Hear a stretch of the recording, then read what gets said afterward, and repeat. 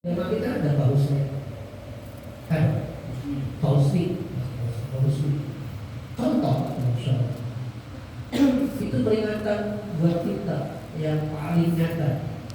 Aksiru hada bilazat, perbanyak ingat penghancur kenikmatan.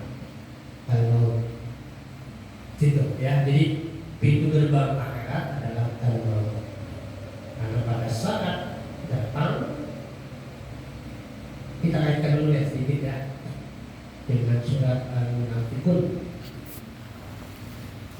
Ketika Allah katakan ayat dia ahadatumul mautu, saat kematian datang kepada seseorang, fayaqula rabbi, orang yang didatangi oleh kematian itu berkata, rabbi laula akhartani ila ajalin qarib, ya Allah beri waktu dong sebentar lagi, saya lupa nih belum nyiapin bekal, ila ajalin qarib, dalam surat lain sehari. Jadi saya waktu sehari. Untuk apa itu? As-sadaqah, saya mau bersedekah. Wa aqum minas sholihin, saya menjadi orang baik, pokoknya sehari. Kalau semua orang diberi kesempatan itu, yang lain kita kan? Ya Allah, kalau itu cuma dia yang dikasih dan gak pengen ya Allah. Akhirnya semua minta. Ketika semua minta, mana hak prerogatif Allah? Gak ada. Mana kegaiban? Gak ada. Karena semua orang bisa gampang. Itu bahaya. Maka kata Allah, la yu'akhirallahu nafsan, tak ada satupun yang diberi waktu tangguh. Iza ja'a ajaluha, kalau ajal sudah datang, no way out, gak akan ada jalan keluar. Nah, inilah letak masalahnya. Kita seringkali lupa di sini. Ya. Makanya Allah sering mengingatkan, wala takunu kalladzina nasullah, jangan menjadi orang yang suka lupa kepada Allah. Yang namanya Idul Fitri kan suka lupa sebenarnya. Kunjungan sana sini yang datang, Allahu Akbar, ambilnya ngobrol di efek mau. Oke. Kan lebaran itu rame itu kumpul, zuhud, ambil lewat asal, zuhud, ambil. Jadi di situ kewaspadaan kita ya. Baik, Al-Anbiya sekarang. Di dalam Al-Anbiya sama dengan yang tadi sebenarnya, tasqasul fihil absar sama dengan syakhisatul absar. Nah, siapa yang pandangannya takluk tadi? Alladzina kafaru. Jadi bukan alladzina amanu atau bukan syakhisatul absarun nas, bukan. Kalau manusia kan umum, bisa kafir, bisa mukmin. Ini kan dikhususkan. Siapa yang pandangannya takluk kalah? Alladzina kafaru. Lalu mereka bilang, wa ya wailana, celaka kita, celaka. Celaka kita ini. Qad kunna fi dhafla. Kenapa kita lalai masalah ini? Ini kalimat qad kunna fi dhafla itu celaan pada dirinya. Kenapa kita lalai masalah ini? Ternyata benar ini. Itu qad kunna fi dhafla. Jadi kalau Bapak dengar gaflet, mirip Gofla gaflet. Artinya gaflet itu sebetulnya gofla. Maka aneh ya di masyarakat kita, pengumuman perlombaan gaflet diumumkan di masjid.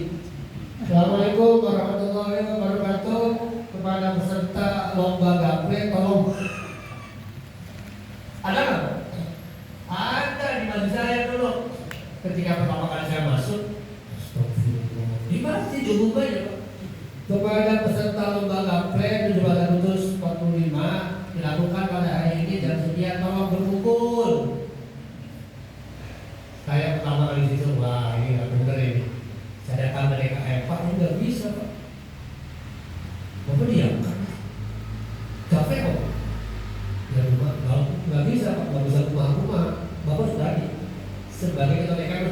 bilang untuk panitia.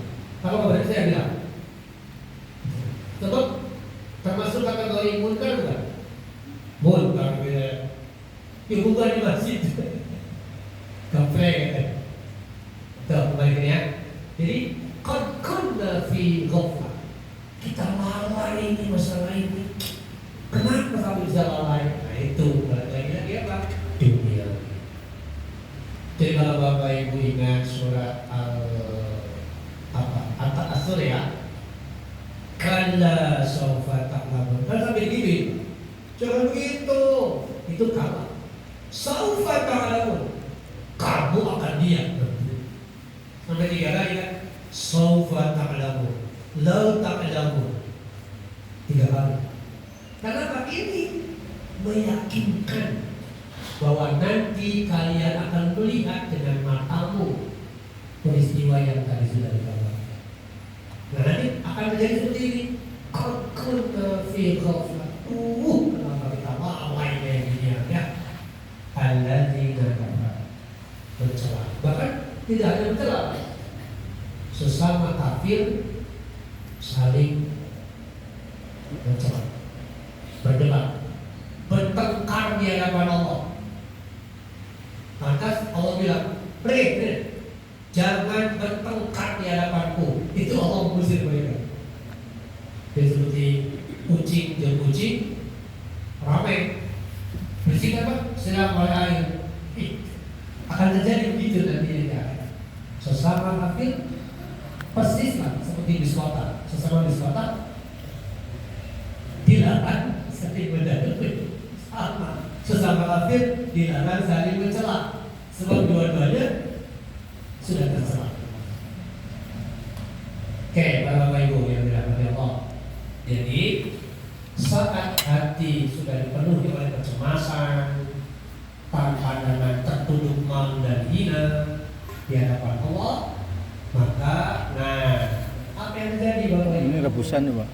Mereka melihat orang mukmin sebaliknya. Ini orang mukmin mengalami yang sebaliknya. Padahal dulu orang kafir kurang apa mereka mencela, menghina orang mukmin, bisa-bisa. Kita lihat, ya, kita lihat surat Shad tentang respon yang berbeda antara kita di akhirat nanti dengan mereka. Waqalu, mereka berkata, siapa mereka tadi? Alladzina kafaru, yakni orang-orang yang tidak meyakini adanya kiamat. Ma lana la nara rijalan. Kok kita nggak lihat mereka ya? Orang-orang mukmin itu ya? Mana ya mereka? Ma lana la nara. Itu bahasa terjemahan bebas. Kok kita nggak melihat mereka ya? Yang dulu kita ingat itu mana dia? Ittakhadnahum sikhriyan. Itu yang dulu kita rendahkan, kita hinakan. Kemana mereka? Itu. Jadi mereka tidak melihat orang mukmin mengalami kekalutan seperti mereka. Karena memang tadi sudah tidak ada itu. Nah nanti setelah di akhirat, setelah di neraka, setelah masing-masing menempati keadaannya, nanti di surganya siapa, di nerakanya siapa. Nah terjadi itu dialog, semacam apa? Konfirmasi kan? Semacam konfirmasi. Nanti orang-orang yang di surganya berkata kepada orang-orang yang di neraka. Ini ada di dalam surat lain ya, surat Al-Baqarah, misalnya surat Al-Araf ya. Jadi orang-orang ahli surga bilang begini, kami sudah dapat janji Allah loh, alhamdulillah, sudah dapat TV, pokoknya nikmat ya. Nanya kepada ahli neraka, gimana di situ? Dapat belum janji Allah? Apa jawaban mereka? Iya, kami sudah dapat, kami bisa terus-terusan. Nanti dalam begini, afiq alaina ma kucurkan air, kami haus, kami kepanasan, tolong kucurkan air untuk kami. Kata ahli neraka, butuh di situ. Apa jawaban kita? Teh hangat, besok kan? Ini ketika di neraka, ketika proses menuju surga pun sama. Orang-orang munafik berada di belakang nih. Ini dikisahkan di dalam surat At-Tur. Al-Hadid juga ada. Di orang-orang munafik berjalan nih menuju jembatan itu ya, Siratal Mustaqim. Mereka kegelapan. Orang mukmin di depan terang benderang. Di belakang mereka tidak ada satu cahaya pun. Apa kata orang-orang munafik, kafir dan seterusnya? Unzuruna, Pak Bu, tolong tunggu sebentar, tunggu. Ada apa? Min nurin naktabis min nurikum. Kami itu pengen itu cahayanya, lampunya kami gelap nih. Itu permintaan mereka. Apa kata orang mukmin? Menengok ke belakang.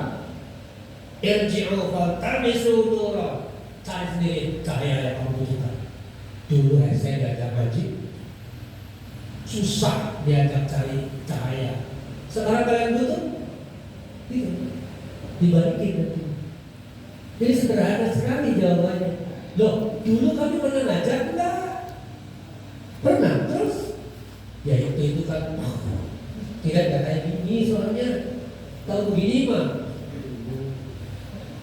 Semua orang juga kalau nggak tahu begini kita gitu. Naktabis min nurikum, kami ingin mendapatkan percikan cahayamu, tolong dong, please deh, tolonglah. Tapi kan dijawab. Jadi apa peristiwa yang tak terbayangkan oleh kita di Quran itu, insya Allah ada semua gambaran. Yang dari masalah itu kita yakin atau tidak, itu saja. Kalau yakin akan muncul semangat, oh iya ibadah sudah. Ya, gitu. Kalau nggak yakin ya sudah. Ada bilang dalam Sahih Bukhari bab ilmu digambarkan tentang 3 orang yang datang ke masjid. Nah kita ini tergantung yang mana nih. Saya sedikit melebar dulu ke sini untuk memotivasi kita. Jadi Rasulullah SAW sedang taklim nih. Lalu tiba-tiba dia datang 3 orang, bukan masuk, datang. Kalau masuk kan beda ya. Ini 3 orang yang datang. Salah satu nafar. Lalu beliau berkata, mau nggak saya ceritakan tentang 3 orang? Mau ya Rasulullah. Ada tadi 3 orang kan datang. Nah, yang satu zahaba wahid, yang satu sudah di depan masjid, balik lagi.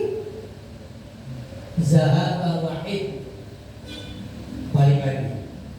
Kemudian yang isnani, yang 2 yadkhula, masuk. Dari yang 2 masuk itu, yang satu ro'a furjatan minal halqah, yang seseorang dari 2 tadi ya, yang seseorang melihat ada celah. Wah, ini langsung duduk di celah yang kosong dengan hati ingin mendapatkan ilmu. Yang satu lagi kublokol, bukan toilet. Nah, kenapa? Karena istahya, karena merasa malu.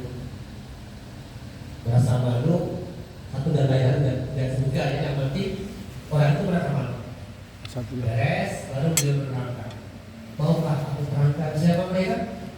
Yang pertama, zahaba wahid, yang belum masuk tapi langsung pulang, adalah orang yang akrodo, dia berpaling. Maka kata Rasul, akrodallahu anhu, maka Allah pun tidak peduli ke dia, alias berpaling juga. Nah orang seperti ini tadi nanti, tolong dong, please deh, pas saya nggak peduli. Pasti kejadian begitu loh, pasti. Saya shock.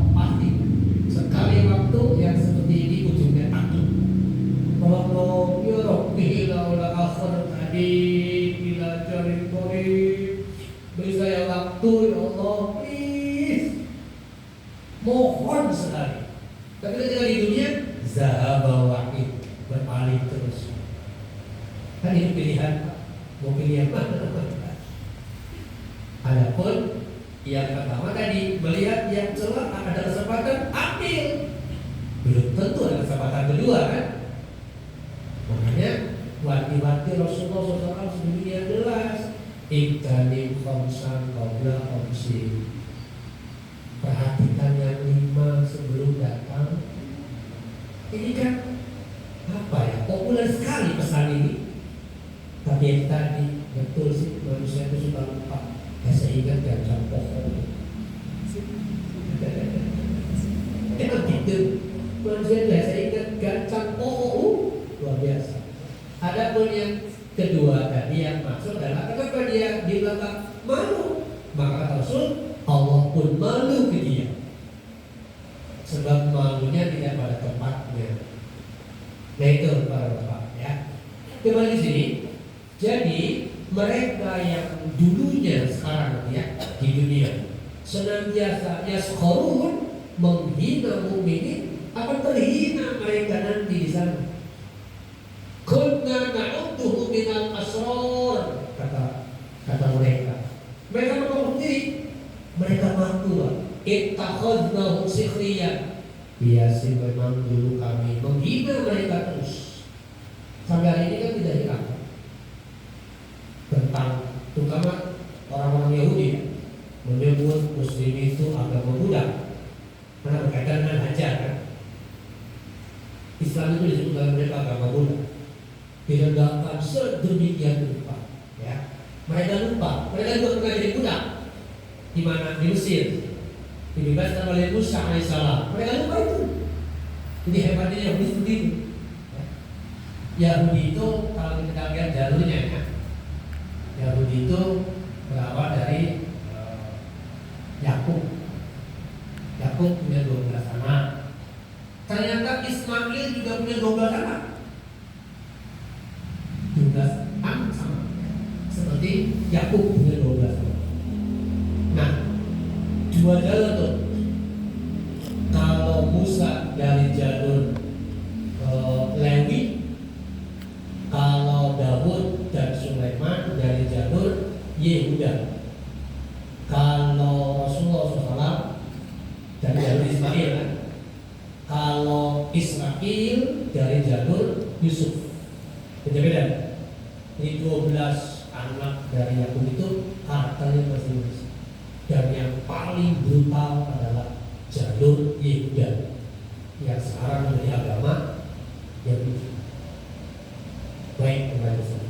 Jadi sikhriyan adalah tindakan merendahkan, mencemooh orang.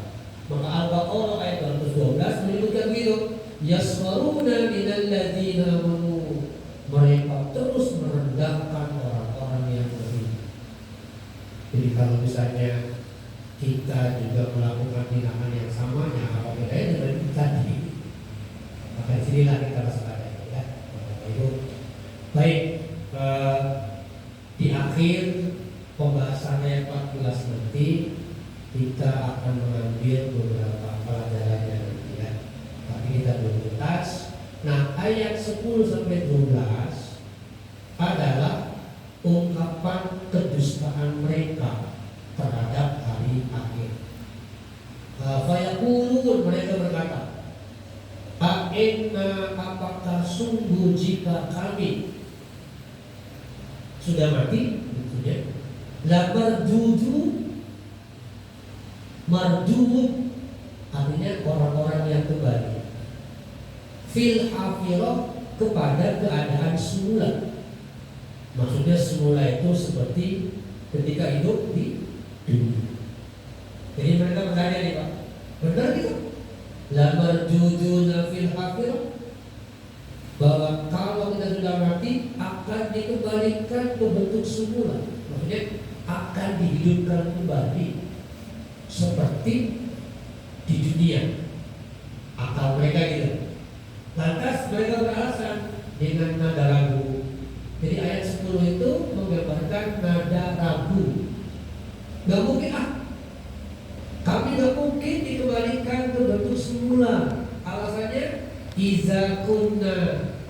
Bukankah kita kunna sudah menjadi izoman, tulang belulang, nakhirah yang hancur lebur? Logika mereka mungkin tanda kutip